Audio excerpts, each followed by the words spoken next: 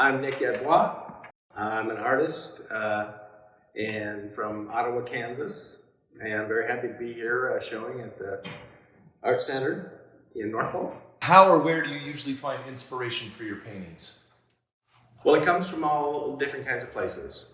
I don't really like to use the word diverse, but I'm very versatile artist.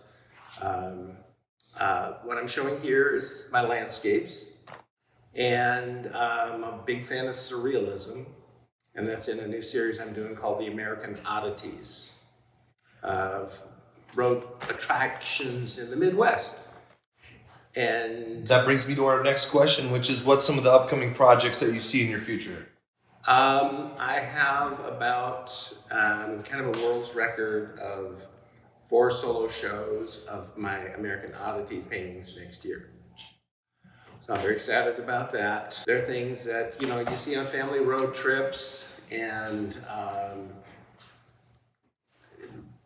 driving down the highway and it's like, yeah, hey, let's stop here. It's, it's Dinosaur Land, or it's the Rock Gardens, or,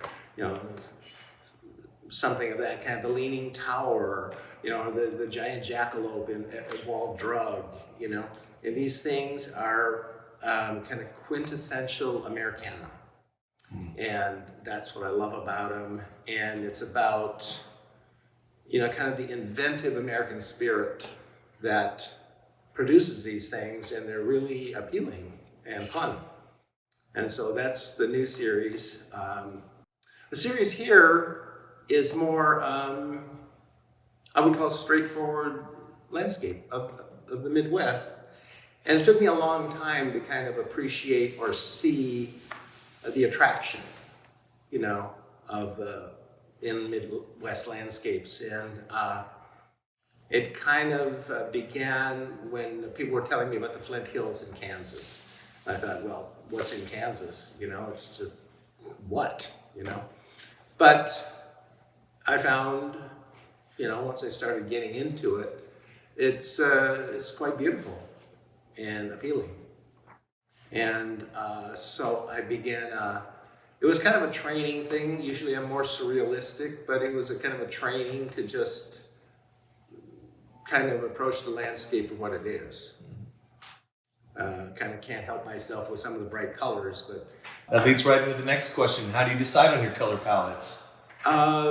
Well, in the case of these, I really tried to restrain myself, control certain impulses, and I like bright color palettes. Often what I'll do is I will flood a canvas with fluorescent colors at first, so that all of this color light is behind the paint. And sometimes you'll see that coming through. So I just, and if you have acrylics, it looks one way. And if you have oil paint just kind of makes things go deep. For some reason, it just lends gravity to pictures, I find. Mm-hmm. It's a different vibe. Acrylics is like, it's kind of plastic, I could say my prejudices, but I like actually working in both. So is there like a personal connection or a story behind any of these paintings that you need us to know? Some are places that I actually visited. Scotts Bluff I actually haven't seen in person, which I'd like to. But I got attracted to, I did a whole series that I showed at the Lawrence Art Center about the way west. And I was really, a lot of these paintings are from, I showed there as well. And they're about, these are pioneer markers. And so that attracted me. Like, okay, these are wayfinder, giant totems for the pioneers to actually, make their way west without getting totally lost. And so Independence Rock is one of those. And this one is Courthouse Rock is what, well, Courthouse Rock, that's Jailhouse Rock. Not the oldest one, but I've always been a big fan of the West.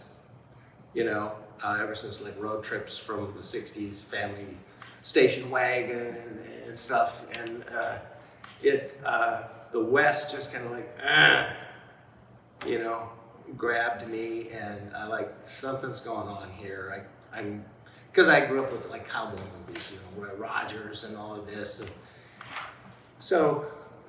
John Wayne. Absolutely, yeah, and you know, so yeah, there's an attraction to the West, but I'm attracted to places where, you know, in western Nebraska and western Kansas, that's where the Midwest actually starts meeting the West. Right. You know, things start changing, buttes start forming like Pawnee Butte, and the whole landscape is changing. And something about that just it calls out to me, and I'm really attracted to it.